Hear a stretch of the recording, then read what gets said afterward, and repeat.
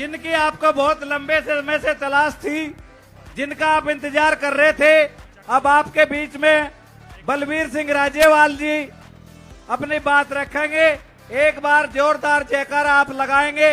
वाहेगुरु जी का खालसा, वाहेगुरु जी की फतेह। जो बोले सो निहाल, सत श्री अकाल। वाहेगुरु जी का खालसा, वाहेगुरु जी की फतेह। मैं आमंत्रित करता हूं हमारे आदरणीय बलबीर सिंह राजेवाल जी को, वे आए और आपको भीड़ सुनना चाहती है। आप जो है संतोषजनक तरीके से पूर्ण समय में अपनी बात रखें। आपके ऊपर कोई बंदिशें नहीं है, आप हमारे बहुत सम्मानित नेता हो। बहुत ही माननीय आज की इस सभा में बैठे सभी भाइयों और बहनों, मंच पे बैठे अगवा, सबसे पहले सबको नमस्कार, राम राम, वाहेगुरु जी का खालसा, वाहेगुरु जी की फतेह। मैं अपनी बात शुरू करने से पहले एक बात करना चाहूंगा। आज का ये सम्मेलन बहुत ही गंभीर मुद्दों पे चर्चा के लिए हो रहा है। इसमें सारे देश से किसानों के नुमाइंदे शामिल हुए हैं। कोई तमिलनाडु से है, कोई अरुणाचल से है, कोई मध्य प्रदेश से है, कोई किसी राज्य से है, कोई किसी राज्य से है। और ये सभी अगवा जिन्होंने अपनी जिंदगी लगा दी किसानों के लिए, किसी के पास 20 साल का तजुर्बा है, किसी के पास 30 साल का तजुर्बा है, सभी लोग माननीय हैं। लेकिन मुझे अब आज यहाँ जो 100 के करीब नौजवान खड़े हैं, उन्होंने बहुत आहत किया है और उनके शोर की वजह से आप सभी लोगों की बात नहीं सुन पाए। ये एक तरह से मैंने गिला किया है टिकैत साहब को कि जो अगवा यहाँ आए एक तरह से उनकी बेइज्जती करने के बराबर है। क्या इनको कंट्रोल किया जा सकता है क्या? हम लोग देखो भाइयों, जिस काम के लिए आया पहले वो सुनो आप। लिए लगाई और उनको ये लोग हो करके डिस्टर्ब करते रहे। क्या यही रैली का हिस्सा है? बाकी सारी रैली हिस्सा नहीं है?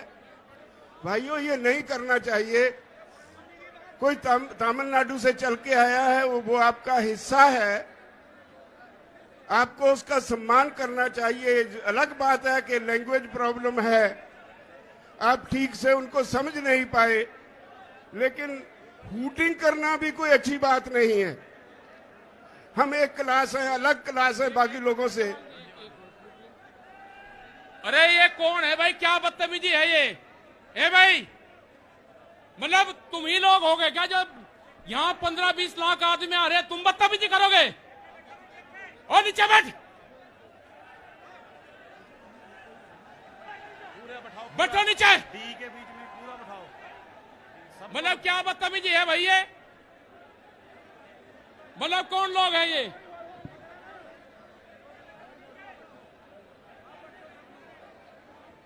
मतलब 20 लोग बदतमीजी कर रहे हैं तो ये मानना जाए कि किसी ने आपको यूनियन के झंडे लगा के किसी ने आपको भेजा गया है?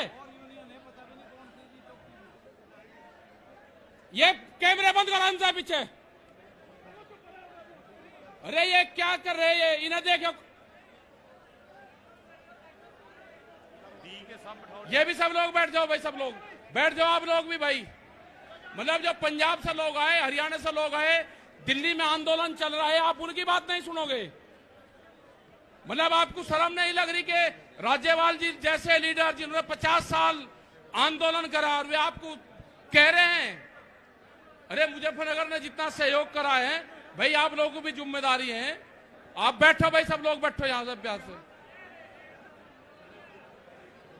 बैठो भाई, आप लोग सब बैठ जाओ। मतलब शर्म आनी चाहिए भाई।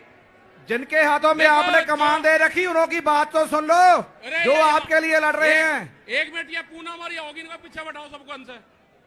ये जो बैठे हैं इनको आप पीछे बैठा दो, जितनी जो लेडीज है ये आप बैठो पीछे बैठ दो एक बार। वाले को भी बिठा लो, हाँ यहाँ बैठ लो आप। पूनम पंडित भी हैं, ये भी पीछे बैठो इनसे आप लोग, उन्हें भी हटाओ। और ये स्टेज के लोग भी नीचे बैठो। ये मतलब देखो कोई लोग यहाँ पे बदतमीजी करने आ रहे हैं, वे फिर टीवी के माध्यम से बताएंगे हमारे साथ में न्यूसेंस हुई। उन्हीं के लोग न्यूसेंस करने वाले हैं, इस आंदोलन को बदनाम करने वाले हैं, उनसे बच कर रहना आप लोग। और ये जो यहाँ पे 50 लोगों का झुंड है, इन्हें मैं गिरवा कर फिर इनकी तलाश लूंगा आप कौन सी विचारधारा से हो। ये जो 50 लोग हैं ये कौन सी विचारधारा से हैं, मैं इनकी जानकारी करूंगा फिर यंका यहीं। अगर आप खड़े हो गए, आपको यंके यहीं घेर के मैं तलाशी ले लूंगा आपकी, आप हो कौन। आप शांति से बैठे रहे, बदतमीजी मत करो यहाँ पे।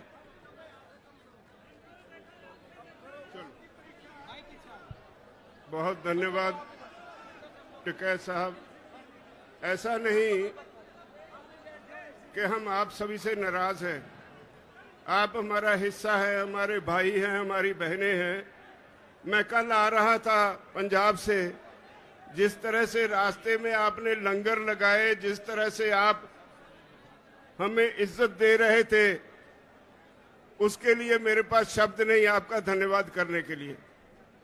मुजफ्फरनगर के लोगों ने इतना प्यार दिया, पंजाब के हरियाणा के लोग जब आ रहे थे इतना प्यार दिया, इतना सत्कार दिया, उसके लिए मेरे पास शब्द नहीं धन्यवाद देने के लिए। लेकिन ये छोटी सी घटना हुई, मैंने उस पे गिला किया। बात आप सब की है, आप सब यहां क्यों बैठे हैं ये समझना होगा। आज सारा देश एक खास तरह के संकट में है। जो आदमी सख्त मेहनत करता है वो भूखा मर रहा है, जो आदमी एसी में बैठा है, जो आदमी एक कॉरपोरेट हाउस चलाता है, देश की सारी दौलत उसकी तरफ धक्के से जा रही है। हम सरकार चुनते हैं, हमारे देश का संविधान कहता है government of the people, by the people, for the people. ये बदकिस्मती से हमसे एक गलती हो गई, ये हिंदू मुसलमान का नाम लेकर भाजपा वाले सत्ता में आ गए तो सरकार बन गई government of the people, for the corporate, by the people. लोग चुनते तो हैं सरकार, लेकिन वो सरकार आज लोगों के लिए नहीं होती। हम अपने नुमाइंदे चुनते हैं, वो पार्लियामेंट में जाते हैं, विधानसभा में जाते हैं। उनकी पहली ड्यूटी ये होती है कि वो वहां जाकर ऐसी पॉलिसीज बनवाएं जिससे लोग शांति से अपना जीवन जी सके, ऐसे कानून बनवाएं जिससे लोगों को तरक्की करने में मदद मिले। लेकिन हो क्या रहा है, कुछ कॉरपोरेट हाउसेस आज देश की हर चीज उनके लिए सेल पे लग गई है। रेलवे बेच दी अडानी को, हवाई अड्डे अडानी को, तेल का बिजनेस अंबानी को, कम्युनिकेशन अंबानी को, एयरपोर्ट अडानी को। एक एक करके देश के असेट्स जो हैं, देश की जो मूल्यवान चीजें हैं, जो देश के लोगों के खून पसीने की कमाई से खड़ी की गई, वो सारी बेची जा रही हैं। तो अब कृषि सेक्टर रह गया था। मोदी सरकार ने इस पे भी कॉरपोरेट हाउसेस के सामने परोस के रख दिया। सारी दुनिया का फेल हुआ मॉडल हमारे देश के किसानों पे लादने की कोशिश की जा रही है। 3 कानून बनाए, हमने 11 बार बहस की। भाइयों, मैं आपको बधाई देता हूं, इखलाक आपका बहुत बड़ा है। इखलाकी तौर पे आप ये जो केस है जीत चुके हैं, लेकिन सरकार बद इखलाक है। जितने कानून बनाए उन पे एक एक क्लॉज बाय क्लॉज हमने बहस की और उनके पास कोई जवाब नहीं, लेकिन झूठ बोलने में बहुत माहिर हैं। और इसी वजह से आज सारा देश इस आंदोलन में कूद पड़ा है। ये नहीं कि आज पंजाब, हरियाणा, उत्तर प्रदेश, राजस्थान या उत्तराखंड ही इसमें योगदान दे रहा है। ये तमिलनाडु वाले भाई ऐसे ही नहीं आए, ये मध्य प्रदेश के भाई और ये दूसरे राज्यों से जो हमारे साथी आए हैं वो यूं ही नहीं आए, उनके प्रांत में भी यह आंदोलन पूरा जोर पकड़ चुका है। और एक बात कहूं, जितना ये आंदोलन जोर पकड़ रहा है उतनी मोदी की, उसकी भाजपा की जड़ें उखड़ रही है।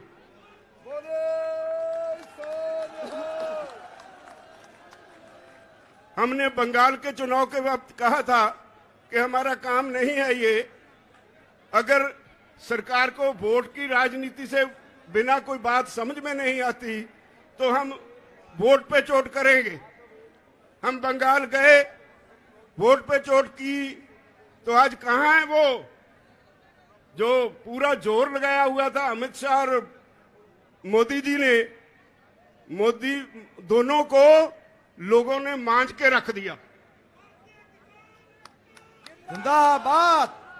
अब वो कहते थे ये तो पंजाब से हैं, ये तो हरियाणा से हैं, ये तो थोड़े से यूपी से हैं, थोड़े से राजस्थान से हैं, और कभी खालिस्तानी, कभी पाकिस्तानी, कभी आंदोलनजीवी, पता नहीं क्या क्या नाम दिए हमें। जिसे अन्नदाता कहते थे उसे तरह तरह से गालियां दी गई। वो गालियां सारे देश के किसान ने सुनी और उनके दिल पे उकरी गई, और यही वजह है आज इतनी संख्या में लोग यहां आए हैं। इतनी गालियां मेरे ख्याल में अपने जीवन में इस देश का किसान तो भूल नहीं पाएगा, कभी बीजेपी को माफ नहीं करेगा। अब वो कहते हैं राजहट है, कहने के लिए जवाब कोई नहीं। 9.5 महीने से किसान बॉर्डर पे बैठा है। पंजाब का किसान तो 2 महीने पहले रेलवे की पटरियों पे भी बैठा रहा। ये तो 1 साल से ऊपर हो गया पंजाब से शुरू हुए आंदोलन को। आज सारे देश का किसान सड़कों पे है और अब भी उन्हें समझ नहीं पड़ रही। आज का आपका ये इकट्ठ, ये एक वार्निंग सिग्नल है मोदी सरकार को कि राहे रास पर आ जाओ वरना मिटा दिए जाओगे। हम 27 तारीख को फिर एक हमने प्रोग्राम दिया है। अभी मेरे साथी कह रहे थे 27 तारीख को भारत बंद की कॉल दी है। इससे पहले भी हमने कई कॉल्स दी। संयुक्त मोर्चा यहां से कॉल देता है और सारे देश में वो सफल हो जाती है। अब 27 सितंबर है। मेरी निवेदन है इस देश के किसानों के अलावा व्यापारी वर्ग को, मुलाजिम वर्ग को, वो गलतफहमी में है। ये आंदोलन सिर्फ किसानों का नहीं है, ये सारे देश के लोगों का आंदोलन है। देश की होंद का होंद बचाने का आंदोलन है, लोगों का अस्तित्व बचाने का आंदोलन है, भविष्य बचाने का आंदोलन है। बचोगे आप भी नहीं अगर इस किसान आंदोलन में साथ नहीं दोगे। बड़े बड़े कॉरपोरेट हाउसेस, बहुत बड़े बड़े 10-10, 20-20 एकड़ में मॉल्स खोलने के लिए तैयार हैं यहाँ पे। अब कॉरपोरेट हाउसेस के मन में एक पानी आ गया मुंह में। वो कहते हैं हर काम में घाटा हो सकता है, हर बिजनेस में घाटा हो सकता है, लेकिन कृषि में कभी घाटा नहीं होगा। इसलिए उन्होंने समझा कि हर आदमी खाना खाए बगैर तो जी नहीं सकता, तो जो कृषि में पैदा होता है उसको कब्जे में ले लो। आज दुनिया के विकसित देशों में, हाँ भाई फिर लगा लेना नारा, दुनिया के विकसित देशों में कॉरपोरेट हाउसेस में दौड़ लगी है जमीन खरीदने की। लाखों हेक्टेयर जमीन एक एक कॉरपोरेट हाउस खरीद रहा है। अगर वो सफल हो गए तो याद रखो हर गरीब की रोटी अमीर कॉरपोरेट हाउस के गोदाम में कैद हो जाएगी। ये देश दोबारा फिर गुलाम हो जाएगा। इसको बचाने की जरूरत है, इसको बचाने की जरूरत महसूस करके ये सारे देश का आंदोलन बन गया है। तो मेरी सबसे निवेदन है, जो भाई दूसरे काम भी करते हैं, बारी उनकी भी आने वाली है। जब सरकार हमें ये कहती है कि भाई आपकी ये कानून वापस लेने में हमें कोई आपत्ति नहीं, लेकिन हमने बहुत से सुधार किए हैं, बहुत से लेबर लॉज बनाए हैं, अगर आपके ये कानून वापस ले लिए तो कल को लेबर वाले आके बैठ जाएंगे। तो हमने कहा कि अगर इतने पाप किए हैं तो गंगा नहा लो एक ही बार, सारे वापस ले लो। और उनके पास कोई जवाब नहीं। इसका मतलब है वो मानते हैं कानून उन्होंने गलत बनाए, संवैधानिक तौर पे गलत बनाए, देश के लोगों के खिलाफ बनाए, देश के किसान के खिलाफ बनाए। और अब जब किसान को समझ आ गई, वो इनके सर पे आके बैठ गया, तो इनको कोई रास्ता नहीं मिल रहा। वो कहते हैं हमें कोई रास्ता बताओ जिससे हमारी इज्जत बच जाए, आपका काम बन जाए। हम उनकी इज्जत बनाने के लिए तो आए नहीं, हम तो अपना हक लेने के लिए आए हैं। ये कोई छोटी बात थोड़े है कि 9-10 महीने लगातार किसान धरती पे सोए, सर्दी निकल गई, गर्मी निकल गई, बरसात निकल गई, और हमने कह दिया है इस सरकार को कि जब तक आप चाहोगे 2024 तक भी हम यहीं बैठे रहेंगे, तब तक वापस नहीं जाएंगे, जब तक कानून वापस नहीं होंगे।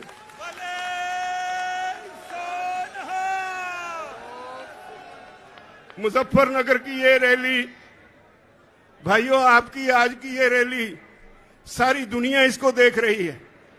पिछले हफ्ते अमेरिका में वहां के गोरे किसानों ने आपके हक में एक बहुत जबरदस्त मुजाहरा किया, और उन्होंने जो मैसेज सोशल मीडिया पे दिया, वो कहते हैं भारत के किसानों हम आपके साथ हैं, भारत के किसानों डरना मत। इन्होंने हमें डरा के कॉरपोरेट्स के चुंगल में फंसा दिया, और आज हमारी हालत ये है कि कॉरपोरेट का नाम सुनते ही हमें कंपकपी छिड़ जाती है।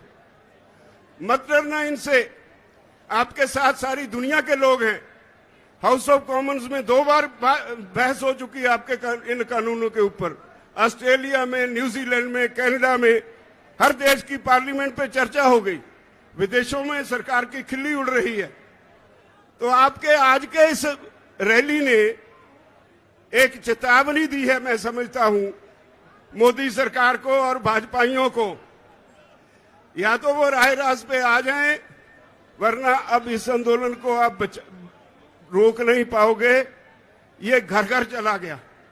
पंजाब और हरियाणा में तो स्थिति आज ये है कि कोई भी पॉलिटिकल पार्टी जाती है पंजाब में किसी गांव में, लोग उनके लीडरों को घेर लेते हैं, नहीं घुसने देते। हरियाणा में भाजपा की बोलती बंद कर दी किसानों ने। उसके चीफ मिनिस्टर को भी वो नीचे नहीं उतारने देते हेलीकॉप्टर। इन्होंने करनाल में इतनी बुरी तरह से निहत्थे किसानों को पीटा, जिसमें एक भाई हमारा शहीद भी हो गया।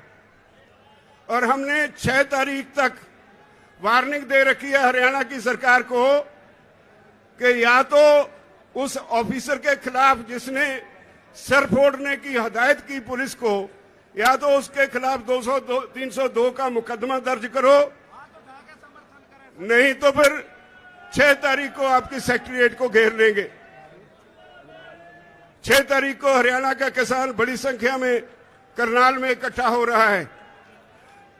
हमारा वो भाई जो हमारे लिए बहुत कीमती साथी था, जो बहुत देर से आंदोलन में काम कर रहा था, वो आम गरीब किसान के परिवार से था। उसके पीछे उसकी जिम्मेदारियां रह गई। वो हम सब लोगों की जिम्मेदारी है कि हम उसकी, हमारे दिवंगत साथी की आत्मा की शांति के लिए प्रार्थना करें। और ये 6 मुझसे गलती से कहा गया, 7 तारीख को करनाल में इकट्ठ रखा गया है। अगर सरकार उस ऑफिसर के खिलाफ 302 का मुकदमा दर्ज नहीं करेगी तो हरियाणा के किसान इकट्ठे होके वहां सिविल सेक्रेटेरिएट को घेराव कर लेंगे, नहीं छोड़ेंगे उसको। और वो कंस्टिट्यूएंसी मुख्यमंत्री खट्टर की कंस्टिट्यूएंसी है। यूं ही नहीं उसने पुलिस को ऐसी हदायतें दी, हर सीएम अपने हलके में अपनी चॉइस के ऑफिसर रिप्यूट करता है। अगर वो आज जो ऑफिसर है पता चला है वो आरएसएस के एक कार्यकर्ता का भतीजा है, अगर उसे ताकत इतनी चढ़ी है तो देख लेंगे, हम भी तैयार हैं फेस करने को। अब तो पंजाब में भी शुरू हो गया। मोगा पे किसानों पे लाठियां चली, माछीवाड़ा पे वो कुछ कर नहीं पाए, सुखबीर बादल रास्ता छोड़ के किसी और रास्ते से भाग गए, लेकिन एक झूठी एफआईआर वहां भी हमारे वर्कर्स पे उन्होंने दर्ज कर ली। तो हम इन बातों से डरने वाले नहीं हैं। लड़ाई बहुत अहम है, लड़ाई हमारे भविष्य की है, हमारे बच्चों की है। इसलिए मैं आप सभी से निवेदन करता हूं, जिस तरह से आप आज संयुक्त किसान मोर्चा की कॉल पे मुजफ्फरनगर में बड़ी संख्या में आए हैं, मुझे पता है सरकार ने रेल्स बंद कर दी, नेट बंद कर दिया, लेकिन पता नहीं कितनी कितनी दूर मुजफ्फरनगर से बाहर हमारे साथी बसों में, कारों में जो आए हैं, इस वक्त भी उनको यहां आने के लिए रास्ता नहीं मिल रहा, सारे रास्ते चौक हो गए और वो वहीं खड़े इंतजार कर रहे हैं अपनी बारी का। जब ऐसे लोग बाहर निकल आए, आम जनता बाहर निकल आए, तो सरकारें कुछ बिगाड़ नहीं सकती। मैं समझता हूं मोदी सरकार को सोचने और समझने का समय आ गया है, वरना सरकारें बड़ी नहीं होती, लोग बड़े होते हैं। वरना सरकार को इसकी सजा जरूर मिलेगी, हर हालत में सजा मिलेगी। मैं आप सब भाइयों से एक निवेदन करना चाहता हूं, हम सभी, हमने छोटी सी कॉल दी, आप इतनी संख्या में आ गए, यूपी सारी हिल गई। मुझे लगता है जिस तरह आप आए हैं, यहां बंगाल वाला फार्मूला दोबारा दोहराने जा रहे हैं आप। बड़े सोनिहाल, इसमें कोई शक नहीं मुझे कि अगर बीजेपी को वोट पे चोट ही नजर आती है तो आज के इस समागम के बाद वोट पे चोट लगाने के लिए माहौल तैयार हो गया। मोदी जी तैयार हो जाओ, मैदान में देखेंगे। अब तो आप सभी को बहुत बहुत धन्यवाद और आप सभी से आखिर में फिर एक बार विनती, आज की रैली के बाद सो नहीं जाना, बहुत बड़ी जिम्मेदारी आपके ऊपर छोड़ के चले हैं। मैं कल से यहां आया हूं, एक रिश्तेदारी में ठहरा था, बहुत से लोग मुझे मिलने आए, एक ही बात कह के मैं क्षमा मांगूंगा, बहुत से लोग मुझे मिलने आए, जो भी आया उसने आते ही पहली एक बात कही कि ये